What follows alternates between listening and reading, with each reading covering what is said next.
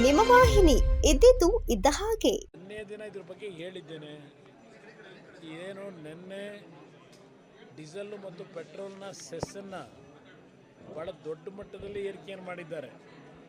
ಅದಕ್ಕೀಗಾಗಲೇ ನಮ್ಮ MB ಪಾಟೀಲ್ ಹೇಳಿಕೆ ಕೊಟ್ಟಿದ್ದಾರಲ್ಲ, guarantee ಕಾರ್ಯಕ್ರಮ ನಾವು ಅನುಷ್ಠಾನಕ್ಕೆ ತರಬೇಕು, ಮುಂದುವರಿಸಬೇಕು ಅಂದರೆ ನಾವು ಈ ಟ್ಯಾಕ್ಸ್ ಹಾಕಲೇಬೇಕಲ್ಲ, ಅದಕ್ಕೋಸ್ಕರ ಸರ್ಚಾರ್ಜನ್ನ ಏರಿಸಿದ್ದೇವೆ ಅಂತ ಹೇಳಿದ್ದಾರೆ.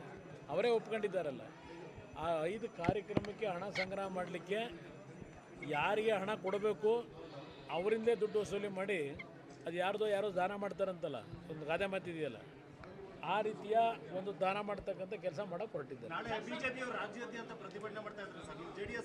ನಾನು ನಾಡಿನ ಜನತೆಗೆ ಹೇಳ್ತೇನೆ, ಇವತ್ತು ನಾಡಿನ ಸಂಪತ್ತನ್ನು, ನಿಮ್ಮ ತೆರಿಗೆ ಹಣನ ಈ ಸರ್ಕಾರದಲ್ಲಿ ಸ್ವೇಚ್ಛಾಚಾರವಾಗಿ ಲೂಟಿ ಹೊಡಿತಾ ಇದ್ದಾರೆ.